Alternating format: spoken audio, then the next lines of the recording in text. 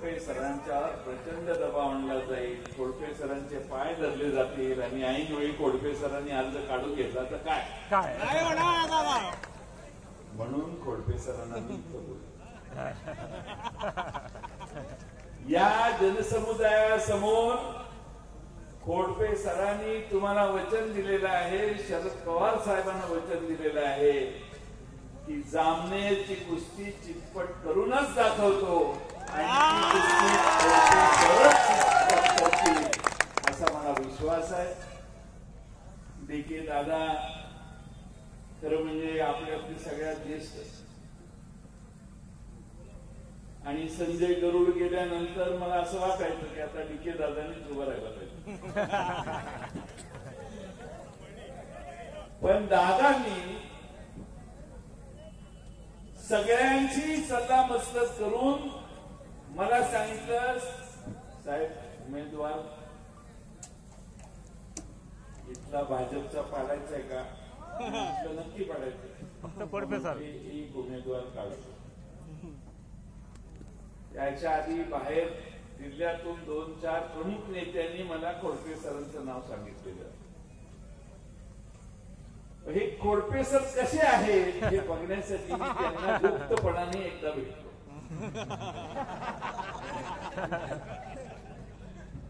आणि एकदा खातर जमा करून घेतली की यस माल पक्का आहे.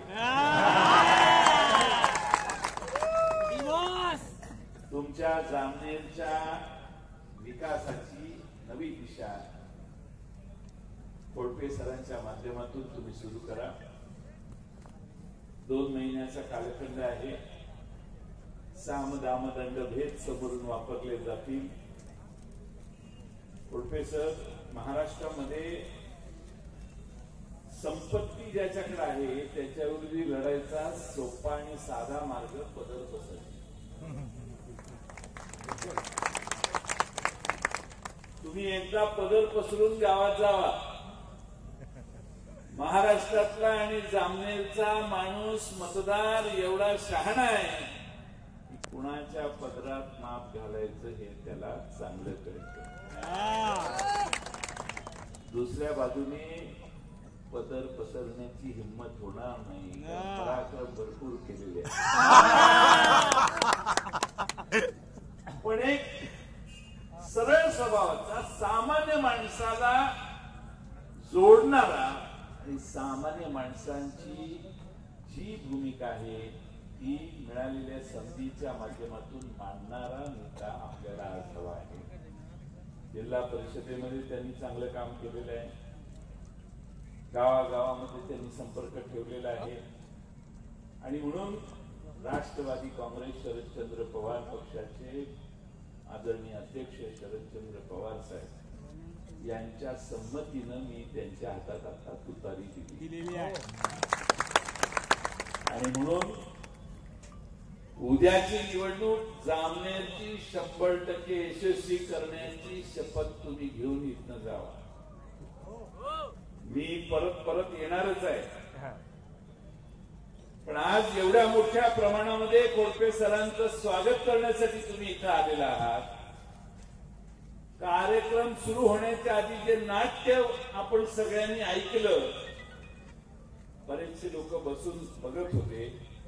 जवळजवळ 70% लोक मगाशी आता भरलेले आहेत, पण 70% लोक होते. कार्यक्रम चालेल गोदोळ नाक्यावर. महाराष्ट्रामध्ये काय चाललेलं आहे, कशा पद्धतीने सामान्य माणसांनी या महायुतीला बाजूला करून महाविकास आघाडी आणायचा निर्णय घेतलेला आहे, ते सगळं मगाशा नाट्यामध्ये आपल्याला दिसतं. मुद्दे बरेच आहेत. कापसाला भाव नाही, उपोषण झालं 7,000 रुपयाचं, अजून 7,000 रुपयावर दर जाईना झालाय. 14 सालापासून आम्ही मंत्रिमंडळात आहे. आता लोक मागायला लागली 12,000 रुपये, यांचं 6,000 ओलांडलं झालं. सोयाबीनची परिस्थिती वाईट, केळीची परिस्थिती वाईट, संत्र्याची परिस्थिती वाईट. तुम्ही महाराष्ट्रामध्ये म्हणा त्या शेतीमालाची परिस्थिती वाईट. तुमचं किती नुकसान होतंय ते मगाशी कोल्हे साहेबांच्या भाषणात तुम्ही ऐकलं, त्याची पुनरावृत्ती करत नाही. पण भ्रष्टाचार मात्र प्रचंड महाराष्ट्रात चालला. काल परवा एक पुण्यात ट्रक चालला होता. ट्रक रस्त्यानं चालता चालता चालता तो जमिनीत गडप झाला. चांगला खासा उत्तम रस्ता जमिनीत खड्डा पडला आणि ट्रक खाली गेला. अशी तकलादू कामं भ्रष्टाचारी माणसांनी केलेली आहेत. कामं भरपूर झाली असतील, विकास आहे साहेब तो. भ्रष्टाचार प्रचंड झाला आणि त्यामुळं तुमचे भरलेले करारूपानं दिलेले पैसे हे उधळण्याचं काम हे सरकार करत. 1.5-2 महिने आता राहिलेले आहेत. सरकारने सामान्य माणसाचा करानं गोळा केलेला पैसा उधळपट्टी करत आज सरकारची तिजोरी यांनी खाली केलेली आहे. MMRDA आणि म्हाडा सारख्या संस्था कर्जबाजारी केलेल्या आहेत.